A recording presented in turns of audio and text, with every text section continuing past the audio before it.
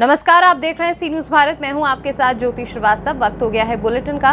Bulletin में पहली खबर औरैया से है, जहां पत्नी को प्रेमी संग आपत्तिजनक स्थिति में देखने पर गुस्साए पति ने पत्नी और प्रेमी को उतारा मौत के घाट। आगे खबर बांका से है, जहां भागलपुर आयुक्त ने चांदन प्रखंड मुख्यालय में अधिकारियों के अभिलेखों का किया निरीक्षण। साथ ही अगली खबर महोबा से है, जहां डंपर और बाइक की जोरदार टक्कर में बाइक में लगी आग। बाइक समेत 19 वर्षीय युवक जलकर हुआ खाक। इन तमाम खबरों पर विस्तार से करेंगे चर्चा। कहते हैं प्रतिभाएं पहचान की मोहताज नहीं होती, कम संसाधनों में भी सफलता पाई जा सकती है। ऐसा ही कुछ नीट के एग्जाम में सफलता प्राप्त कर युवराज चौहान ने साबित कर दिखाया है। युवराज चौहान की सफलता के बाद पूरे क्षेत्र में हर्ष का माहौल है। सीमित संसाधनों के बीच मेधावी युवराज ने नीट परीक्षा उत्तीर्ण कर क्षेत्र का मान बढ़ाया है। दरअसल जलालपुर राजमार्ग निवासी डॉक्टर SK चौहान और विद्यावती चौहान के बेटे युवराज चौहान ने तीसरे प्रयास में ऑल इंडिया 3261 रैंक हासिल की है।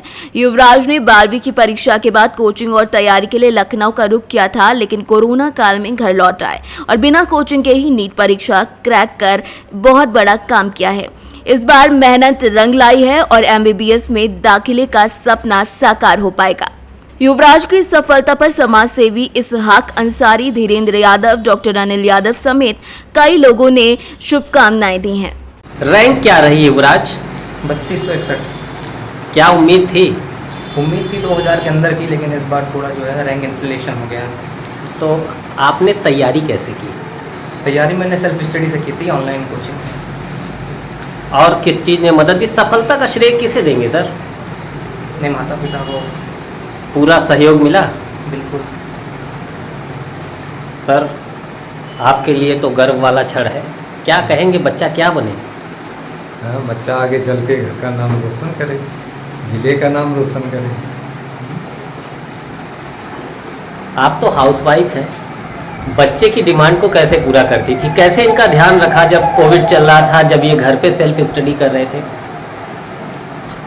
अपनी तरफ से पूरी कोशिश कर रही थी कि बच्चा अच्छे से पढ़े और उसे मोटिवेट करती थी कि बेटा पढ़ो, पढ़ाई ही एकमात्र ऐसा रास्ता है जिससे तुम आगे बढ़ोगे। तो क्या कहेंगी अब सफलता पे? मैं यही चाहती हूँ मेरा बेटा कामयाब हो, जो जो चाहे वो पाए। आप तो सिस्टर हैं, कैसा लग रहा है? बहुत ही प्राउड फील हो रहा है। क्या चाहती हैं भाई से? और आगे तक जाएं। क्या सलाह है ऐसे बच्चों को? इनका संघर्ष आपने देखा है, क्या सलाह है ऐसे लोगों को जो घर पे रह के तैयारियां करते हैं? मतलब अगर टाइम मैनेजमेंट अपना सही से कर ले रहे हैं तो ठीक है, उसको पढ़ाई में ज़्यादा से ज़्यादा, जो मोबाइल चलाने में मतलब डिस्ट्रैक्शन जा रहा है उसको उतना कम करके पढ़ाई में अपना फोकस करें। क्या नाम है आपका? प्रीति चौहान। कहाँ पढ़ती है? DD academy. किस क्लास में? 8th। क्या बनना है? डॉक्टर। भाई को देख के या पहले से मूड है? पहले से। क्या कहेंगी भाई को देख के? बहुत प्राउड फील हो रहा है। ऐसा ही बनना है? अंबेडकर नगर से सी न्यूज संवाददाता ब्रह्म प्रकाश तिवारी की रिपोर्ट। खबर यूपी के औरैया जिले से, जहां सहायल थाना क्षेत्र के ननपुर गांव में देर रात करीब 1 बजे पत्नी को प्रेमी संग आपत्तिजनक स्थिति में देखने पर गुस्साए पति ने दोनों की ईंटों से कुचलकर हत्या कर दी। इसके बाद खुद आरोपी पति ने पुलिस को वारदात की जानकारी दी, जहां मौके पर पहुंची पुलिस ने पति को हिरासत में लिया। वहीं पुलिस को ननपुर निवासी सेवाराम दोहरे की छत पर पत्नी रागिनी दोहरे और गांव के रिंकू यादव के खून से लथपथ शव मिले। दोनों के चेहरे बुरी तरीके से कुचले थे और शरीर पर चोटों के निशान थे। उनके पास मौजूद हत्यारोपी पति भी खड़ा था। आरोपी पति ने पुलिस को बताया कि इसकी पत्नी का कई सालों से प्रेम प्रसंग चल रहा था। बुधवार की रात लगभग 1 बजे वो परिवार के साथ कमरे में सो रहा था। कुछ देर बाद आहट मिलने पर आंख खुली तो पत्नी गायब थी। वो छत पर पहुंचा तो पत्नी अपने प्रेमी रिंकू यादव के साथ थी। ये देखकर वो अपना आपा खो बैठा। उसने रिंकू को पकड़ लिया और इसके साथ पहले मारपीट की, फिर उसके साथ हाथ पैर रस्सी से बांधकर छत पर डाल दिया। इसके बाद अपनी पत्नी के भी हाथ पैर बांध दिए। इसके बाद दोनों की ईंट से कुचलकर बेरहमी से हत्या कर दी। वहीं पुलिस ने शव को पोस्टमार्टम के लिए भेज दिया है और हत्यारोपी पति को हत्या में प्रयुक्त ईंट के साथ गिरफ्तार कर लिया है। ये थाना सायल में एक पंचायत पड़ती है ताजपुर चौक। इसमें इसका एक मजरा है नंदपुर। यहाँ एक शोभराम दोहरे सन ऑफ राम सरोवर दोहरे, इन्होंने कल सूचना दी थी कि इनकी पत्नी रागिनी का शिंकू यादव, जो इन्हीं के गांव का रहने वाला है, इसके साथ अफेयर था। ये इन्होंने इसको कुछ नींद की गोली दे दी थी, नींद का कुछ पदार्थ ऐसा दे दिया था। ये जब उठे तो इन्होंने देखा कि छत पर इसकी पत्नी और ये व्यक्ति शिंकू यादव आपत्तिजनक स्थिति में थे। तो इन्होंने आक्रोश में आकर इनको सोते हुए इनके सर पे वार किया। वार करके ये बेहोश हो गए, तो इसके हाथ बांध दिए। फिर इन्होंने अपनी पत्नी के भी हाथ बांध दिए और दोनों को फिर इन्होंने अपने गुस्से में खूब मारा, जिससे इनकी सर पे कई बार ईंट से वार करने से इन दोनों की मृत्यु हो गई है। मौके पर थाने की फोर्स और हम सभी राजपत्रित अधिकारी गए थे। हत्यारोपी को अरेस्ट कर लिया गया है। ये बॉडीज़ को पंचायतनामा करके पोस्टमार्टम के लिए भेजा गया है। पीएम की कार्रवाई अभी कुछ देर में शुरू हो जाएगी। शिंकू यादव के परिवार के द्वारा लिखित तहरीरी सूचना दी जा रही है, उस पर नामजद अभियोग पंजीकृत करके अग्रिम विधिक कार्रवाई की जा रही है। ये शोभराम और रागिनी के 3 बच्चे हैं छोटे। इसमें एक बच्ची 10 वर्षीय चांदनी है जो ननिहाल में है।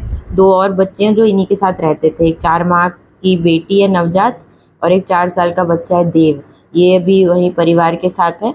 और इनके क्योंकि गांव में जातिगत समीकरण को देखते हुए पीएसी और पर्याप्त पुलिस बल लगाया गया है। किसी प्रकार से कोई समस्या नहीं आने पाएगी और लॉ एंड ऑर्डर की स्थिति वर्तमान में सामान्य है।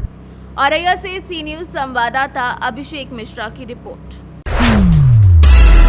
खबर बांका से है, जहां बांका जिले के चांदन प्रखंड मुख्यालय में गुरुवार को भागलपुर आयुक्त श्री दयानिधान पांडे ने जिला और प्रखंड स्तरीय अधिकारियों के अभिलेखों की जांच गहराई से की। उन्होंने बांका जिला पदाधिकारी अंशुल कुमार के साथ आते ही चांदन प्रखंड मुख्यालय सभागार में प्रखंड स्तरीय पदाधिकारियों के साथ BDO Rakesh Kumar, CO Prashant Kumar सांडल्य, MNREGA DPRO, एओ, सीडीपीओ, भूमि सर्वेक्षण पदाधिकारी सहित सभी विभाग के अधिकारियों के अभिलेखों की जाँच कर कई निर्देश दिए। उन्होंने चांदन प्रखंड प्रमुख को भी प्रखंड के क्रियाकलापों की जानकारी दी। भागलपुर आयुक्त दयानिधान पांडे ने प्रखंड मुख्यालय से सामुदायिक स्वास्थ्य केंद्र का भी निरीक्षण किया।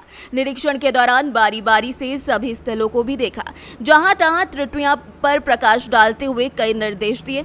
साथ ही कांवरिया पथ सीमा स्थल का भी दौरा किया। इस मौके पर भागलपुर आयुक्त श्री दयानिधान पांडे के साथ साथ Banka DM Anshul Kumar, Banka SP Belhar, SDPO Premchand Singh समेत कई लोग मौजूद रहे।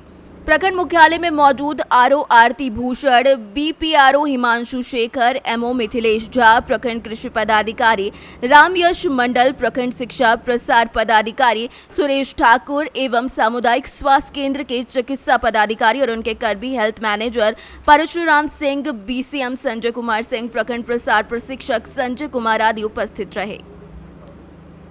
बांका से सी न्यूज संवाददाता राकेश कुमार बच्चू की रिपोर्ट।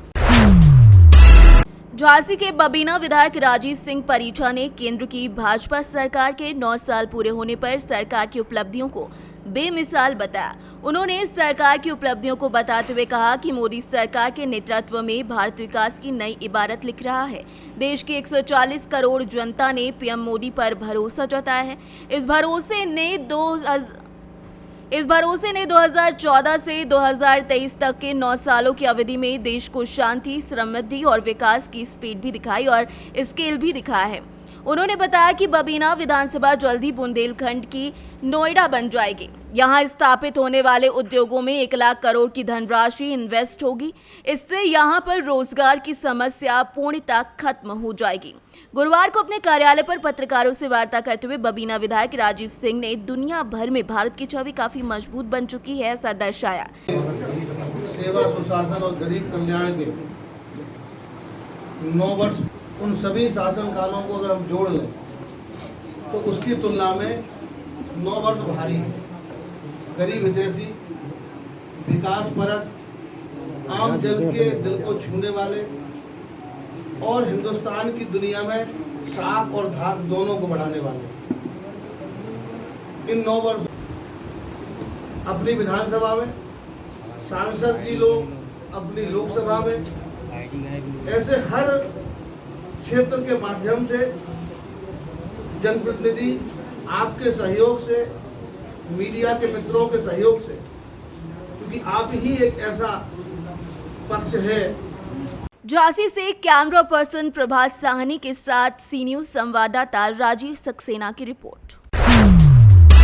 उत्तर प्रदेश के महोबा में एक दर्दनाक सड़क हादसा सामने आया, जिसमें तेज रफ्तार डंपर की टक्कर से एक दर्दनाक हादसा हो गया, जिसमें बाइक सवार डंपर में फंसकर कुछ दूरी तक घिसटता चला गया। देखते ही देखते बाइक में आग लग गई, जिससे बाइक सहित 19 वर्षीय सवार की जलकर मौत हो गई।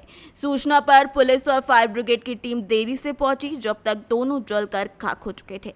सूचना पर पुलिस अधीक्षक ने मौके पर पहुंचकर घटनास्थल का जायजा लिया। पुलिस ने शव को मॉर्चरी हाउस में रखवाकर आरोपी डंपर चालक की तलाश शुरू कर दी है।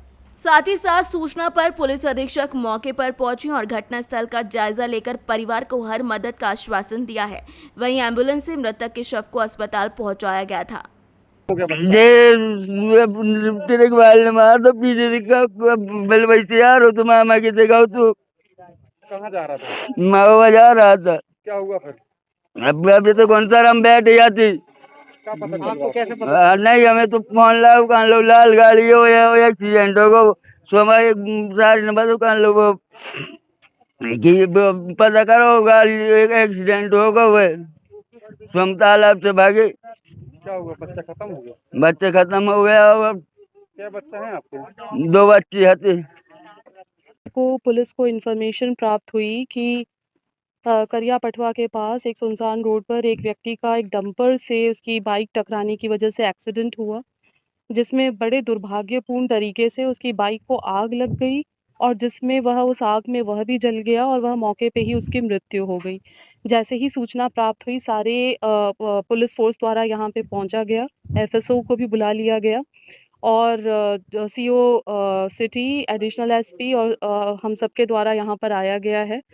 बॉडी को अभी क्योंकि वो पूरा जल चुका था, उसको बचाने की संभावना थी नहीं, एम्बुलेंस बुला के फिर भी उसको जिला अस्पताल में भेजा गया है और जो डंपर है उसको पकड़ लिया गया है और डंपर चालक मौके से फरार है, जिसको पकड़ने के लिए टीमों द्वारा दबिश दी जा रही है और तहरीर प्राप्त होने पर उचित धाराओं में इसमें एफआईआर पंजीकृत करते हुए आगे की वैधानिक कार्रवाई पुलिस द्वारा की जाएगी। क्या लग रहा है? तो मौका है, यहाँ पर नई सड़क निर्मित हुई है और इसमें काफ़ी दूर तक घिसट गई थी बाइक।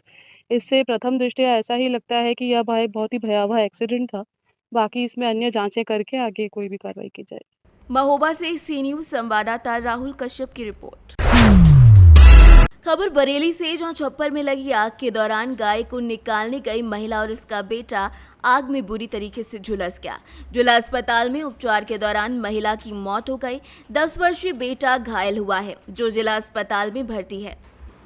जिला पीलीभीत के ग्राम बनकटी थाना न्यूरिया क्षेत्र निवासी सुनीला देवी को पीलीभीत से जिला अस्पताल उपचार के लिए भर्ती कराया गया। उपचार के दौरान सुनीला की मौत हो गई। जिला अस्पताल में मौजूद परिजनों ने बताया कि 13 तारीख की शाम को सुनीला गाय के पास आग की धुनी रखकर गई थी। कुछ देर बाद ही छप्पर में अचानक से आग लग गई और आसपास अफरा तफरी मच गई। उसी दौरान सुनीला गाय के बछड़े को निकालने के लिए अपने बेटे के साथ छप्पर में घुस गई और आग की चपेट में आ गई। पहले तो उसे जिला अस्पताल पीलीभीत में भर्ती कराया गया था, बाद में उसकी बिगड़ती हालत को देखकर बरेली रेफर किया गया था, जहां उपचार के दौरान उसकी मौत हो गई। क्या नाम तुम्हारा? सोहनलाल। कहाँ रहते हो सोहनलाल? बनकटी। थाना? न्यूरिया। जिला? पीलीभीत। कौन है ये खत्म हुई है जो? जे भाई की। क्या नाम था इनका? केसरी वो सुनीता। कैसे आग लगी थी? कौन कौन मौजूद था झोपड़ी में? आग लगी बगीचे में पीलीभीत में और लोग कैसे लगी आग? कुछ पता लगा था? उन्होंने गाय के लिए धुआं रखा, मच्छरों के लिए छप्पर नीचे था। जब तक वो क्या करें, जब रख के चली गई तो वो जब आग फैली तो पूरी छप्पर में फैल गई। जब तक वो आई गाय खोल रही थी, जब तक आग ने सारी तरफ घेर लिया उसने। लड़का उसका बोल रहा था मम्मी भाग लिया, लेकिन वो गाय के चक्कर में नहीं गई। तो गाय की मौत हो गई क्या? गाय की मौत नहीं, गाय जल गई, बच्चे की मौत हो गई गाय। अच्छा। बरेली से सी न्यूज संवाददाता उत्कर्ष सिंह चौहान की रिपोर्ट। बरेली में जाट महासभा महिला पहलवानों के समर्थन में उतर आई है। गुरुवार को जाट महासभा के पदाधिकारियों ने कलेक्ट्रेट पहुंचकर ज्ञापन सौंपा और पहलवानों के अपमान के दोषियों पर कार्रवाई की मांग की। बरेली जाट महासभा के अध्यक्ष बृजपाल सिंह बड़गौती के नेतृत्व में महासभा के पदाधिकारी कलेक्ट्रेट पहुंचे और पहलवानों के मामले में सुनवाई कार्यवाही पर देरी पर नाराजगी जताई। जिला प्रशासन को सौंपे ज्ञापन में कहा गया कि जिन महिला पहलवानों ने प्रतियोगिताओं में मेडल जीतकर देश का मान बढ़ाया, उन्हीं महिला पहलवानों को न्याय के लिए दिल्ली में लंबा आंदोलन करना पड़ा। साथ ही कहा गया, पहलवान विनेश फोगाट और अन्य पहलवानों ने कुश्ती संघ के पूर्व अध्यक्ष सांसद ब्रजभूषण शरण सिंह के खिलाफ यौन शोषण का मामला दर्ज कराया था। लंबा वक्त बीत जाने के बाद भी कोई कार्यवाही नहीं हुई है, जिसके बाद इन लोगों ने पहलवानों को न्याय दिलाने की मांग की है। पहलवानों को जिन्होंने अंतर्राष्ट्रीय स्तर पर मेडल प्राप्त करके देश का नाम रोशन किया, और प्रधानमंत्री ये कहते हैं कि मेरी बेटियां हैं, तो न्याय के लिए खेल मंत्री और प्रधानमंत्री दोनों से गुजारिश कर लेकिन उनकी कोई बात नहीं सुनी। मजबूरन होकर उनको धरना देना पड़ा। धरने की भी बात नहीं सुनी गई, FIR लिखी गई, जिसके लिए महिला पहलवानों को सुप्रीम कोर्ट जाना पड़ा। उसके बाद FIR लिखी। FIR लिखने में कानून इजाज़त देता है कि भाई कोई भी चीज़ झूठी है या सही है, उसकी FIR लिखी जाए। जबकि महिला से संबंधित जो अपराध होते हैं उनमें FIR तुरंत लिखी जाए और उसमें गवाही की आवश्यकता नहीं है। सिर्फ मुद्दई रिपोर्ट लिखाने वाला है, उसकी ही गवाही काफ़ी है। लेकिन आज तक 2 महीने हो चुके, कोई कार्रवाई नहीं की गई। ये देश के लिए और प्रधानमंत्री के लिए, सरकार के लिए बहुत ही शर्मनाक बात है। हम इसको कंडम करते हैं और उम्मीद करते हैं राष्ट्रपति जी से वो हमारे पहलवानों को जिन्होंने हमारे देश का नाम रोशन किया है उनको न्याय दिलाने का प्रयास करें। सर, नाम जानना चाहेंगे और किस संस्था से हैं आप? नाम जानना चाहेंगे सर आपका? बृजपाल सिंह बड़गौती मेरा नाम है जी। मैं जिले बरेली की जाट महासभा का अध्यक्ष हूँ। उसी हैसियत से आपसे बात। बरेली से सी न्यूज़ संवाददाता उत्कर्ष सिंह चौहान की रिपोर्ट। बरेली थाना कैंट क्षेत्र के चनेटी निवासी देवेंद्र के 22 वर्षीय पुत्र रामावतार बाइक से फरीदपुर अपने किसी काम से गया था। वापस आते समय रजऊ चौकी के पास तेजी से आ रहे कैंटर ने टक्कर मार दी, जिससे देवेंद्र गंभीर रूप से घायल हो गया। घायल अवस्था में जब तक उसे अस्पताल उपचार के लिए ले जाया जाता, रास्ते में ही उसकी मौत हो गई। घटनास्थल से वाहन चालक भी फरार हो गया। सूचना पर पहुंची पुलिस ने शव को कब्जे में लेकर पोस्टमार्टम के लिए भेज दिया है और आगे की कार्यवाही शुरू कर दी है। क्या नाम है आपका? कहाँ रहते हैं आप? सनैया। थाना कौन सा लगाइए? मेरा थाना सुभाष। ये जो मृतक हैं वो कहाँ रहते हैं? वो रहते हैं चनेटी। चनेटी थाना कैंट। कहाँ से कहाँ जा रहे थे ये घर से फरीदपुर जा रहे हैं। फरीदपुर जा रहे थे। ये शायद लौटते समय या आते समय हुआ है एक्सीडेंट, इसका कोई कंफर्म नहीं है। क्या नाम था इनका?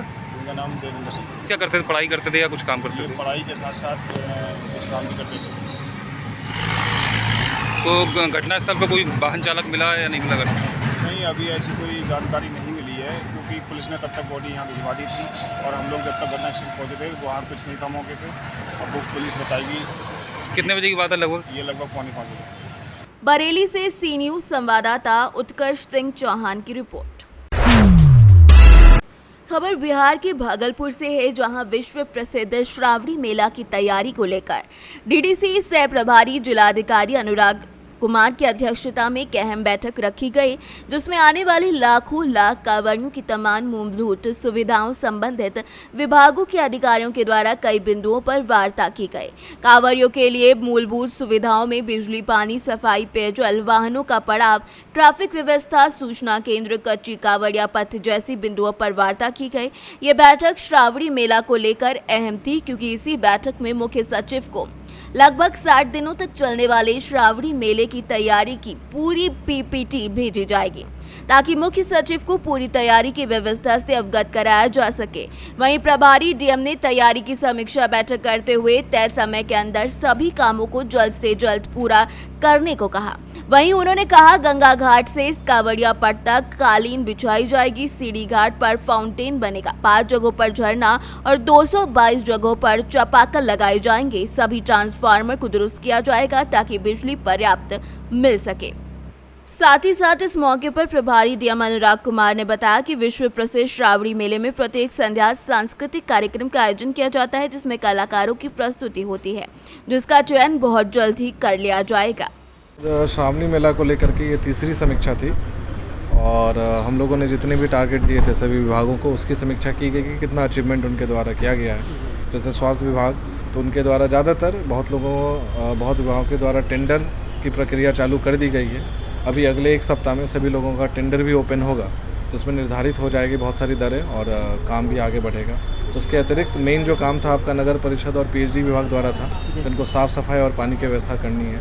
तो जितने भी चापाकल का टारगेट था लगभग 90% की मरम्मती पीएचडी के द्वारा कर दी गई है। इसी तरह से पर्याप्त मात्रा में आरओ वगैरह का भी उनके द्वारा आपूर्ति कर ली गई है और नगर परिषद द्वारा भी कूड़ेदान वगैरह की व्यवस्था का अरेंजमेंट अच्छे से कर लिया गया है। उसके अलावा टेंडर भी उनके द्वारा फ्लोट कर दिया गया है। तो अभी जितने भी कार्य की समीक्षा की गई सभी संतोषजनक है। मेजर व्यवस्था हम लोग की थी कि जो एनएच बन रहा है, एनएच का चौड़ीकरण, उनको टारगेट फिक्स करके दे दिया गया कि 25 तारीख तक कम से कम वो अपना कार्य को पूर्ण कर लें, क्योंकि अगर मिट्टी वाली कार्य रहेगी तो बारिश के समय में कीचड़ के कारण समस्या होने की संभावना है। उसी को लेकर के अभी एसडीएम और एडीएम साहब भी वहाँ स्थल निरीक्षण करेंगे और उनको डेली का टारगेट दे दिया गया है ताकि 25 तारीख तक कम से कम जो चौड़ीकरण वाला कार्य है वो पूर्ण हो जाए। सर, वो बालू पर जो सफ़ेद बालू जो बिछाया जा रहा है कवनिया पर, इस बार पानी की व्यवस्था का नहीं हो पाया? नहीं, उसका भी हम लोग अरेंज कराएंगे। इस बार है कि पानी की व्यवस्था में हम लोग के सूचना आई है कि पानी की व्यवस्था नहीं है, तो इसको हम लोग लोकल स्तर से अरेंज करेंगे ताकि किसी भी तरह की असुविधा ना हो। हाँ, उसके लिए सांस्कृतिक कार्यक्रम होता है, उसमें कुछ कलाकारों को भी ऐसा कुछ डिसाइड है? कलाकार 2 स्तर से होते हैं, एक विभाग स्तर से ही चयन होता है और एक है कि हम लोग जो जिला स्तर से चयन करते हैं। तो जिला स्तर के लिए भी समय दिया गया है, करीबन अब अगले सप्ताह के बाद जितने लोगों का भी आवेदन आएगा उसमें से चयन किया जाएगा और जो विभाग स्तर से है उसकी प्रक्रिया चल रही है। भागलपुर से सी न्यूज़ संवाददाता राहुल कुमार सिंह की रिपोर्ट। खबर चित्रकूट से है, जहां गुरुवार को भाजपा की मोटरसाइकिल यात्रा निकाली गई, जिसमें करवी नगर के विभिन्न गांवों में जाकर सरकार की जन कल्याणकारी योजनाओं की जानकारी देकर जागरूक किया गया। यात्रा को सांसद आर.के. सिंह पटेल, क्षेत्रीय अध्यक्ष सुनील साहू, पूर्व राज्य मंत्री चंद्रिका प्रसाद उपाध्याय, भाजपा जिलाध्यक्ष चंद्र प्रकाश खरे ने हरी झंडी दिखाकर रवाना किया। ये यात्रा 15 जून से 21 जून तक मंडलवार चलेगी। यात्रा करवी मंडल से प्रारंभ होकर शिवरामपुर, भरतकूप, पहाड़ी, नवीवा, सरधुबा, रामनगर, मऊ, बरगढ़, एचवाड़ा और मानिकपुर मंडल में समाप्त होगी। सांसद आर.के. पटेल ने कहा, प्रधानमंत्री के नववर्ष के स्वर्णिम कार्यकाल को युवा मोर्चा मंडल जाकर नुक्कड़ सभा करके मोदी जी के कार्यों को गिनाने का काम करेगा। चित्रकूट से सी न्यूज़ संवाददाता वीरेंद्र सिंह की रिपोर्ट। फिलहाल इस बुलेटिन में बस इतना ही। देश दुनिया की तमाम खबरों को जानने के लिए देखते रहिए सी न्यूज़ भारत।